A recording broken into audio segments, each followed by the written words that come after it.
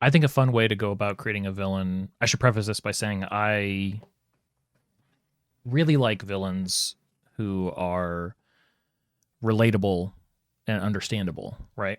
Um, there are different types of villains to have. Sometimes you just want a mustache twirler. Sometimes you want somebody,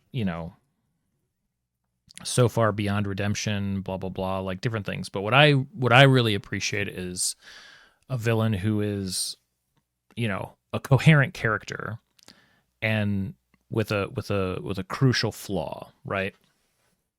Um, and that's just because it's helpful when we have to write from their perspective so much as dungeon masters. It's helpful to like be able to get into their heads and understand how they think, even if we don't agree with them. So I might take a character concept or even just a character and then twist it.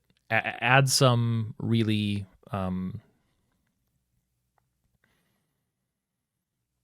add an element that could send them off, skew them off into a bad direction. So like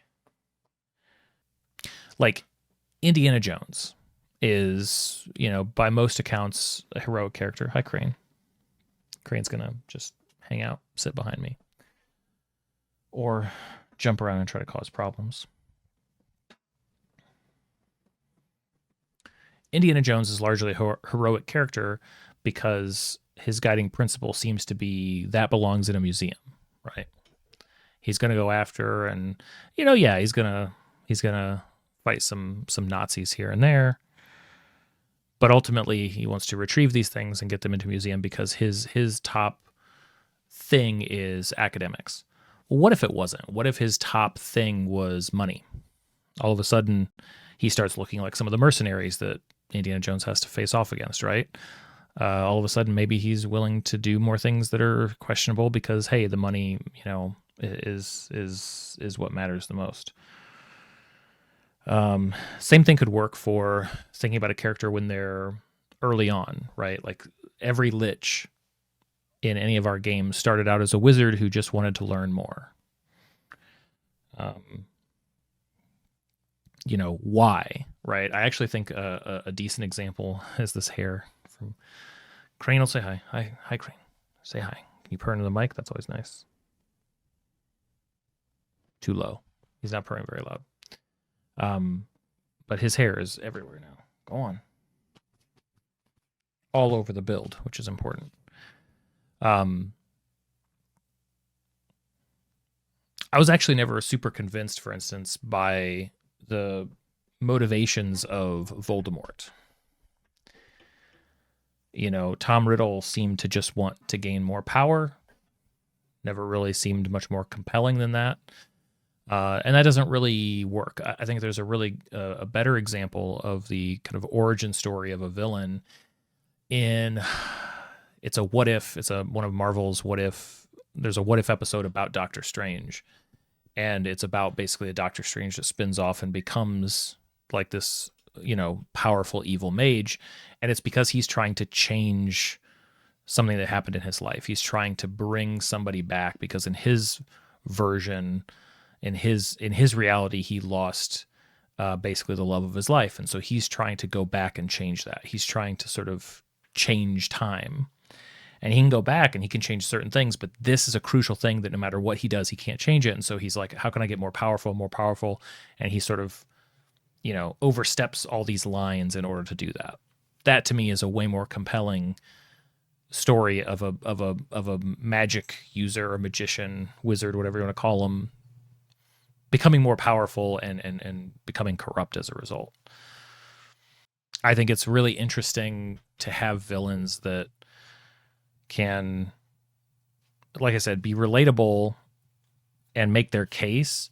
I always consider it a win if the characters in the party are sort of like, we get it, but you can't do this, right? Or like there's this one aspect of this that is not okay. That's always really interesting to me. But then beyond that, in terms of like the mechanics of a game, I think a villain should have an impact on the area around them. So like my vampire in a castle has basically taken over an island and enslaved the the inhabitants of the little fishing village, like they are basically an extension of the castle and are sort of trapped on the island as a result. That's just because he's sort of a controlling little freak of a vampire. Ideally, we find a way for villains to have a couple of encounters with the party. This can be one of the trickiest things to do because villains are, even the toughest villains probably can't make it more than 6 or 7 rounds with any party, right? That would be an exceptional fight. Usually it's even less rounds than that.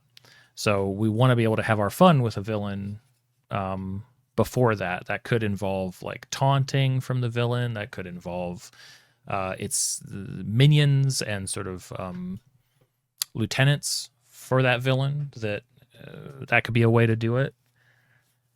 You know, I have a video out there somewhere I checked. I don't have a command for it. I'll have to look it up. But I do have a villain idea video, which is about sort of the ways to have the players interact with the villain before that fight, because the fight is going to be, you know, usually the end of it.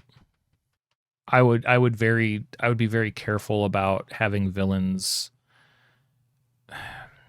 Here's the last thing I'll say about villains, and I think I need to feed my cat. I think or my cats. The 2 cats are grumpy, and I think I know why. When creating villains, and this will be one of the videos that I make as I get my thinking together on this, rather than creating like a big bad villain, create like a handful of smaller villains and then let the players basically tell you which one they hate the most. It's really hard to manufacture like frustration and hatred towards a villain. You want them to sort of hate an enemy and want to bring them down. But if you create sort of a Sinister Six, let's say, and have all of them around and the party has experience with them, the players will basically tell you who they hate the most, and you can put more time into them. Okay, let me feed my cats. Hold on.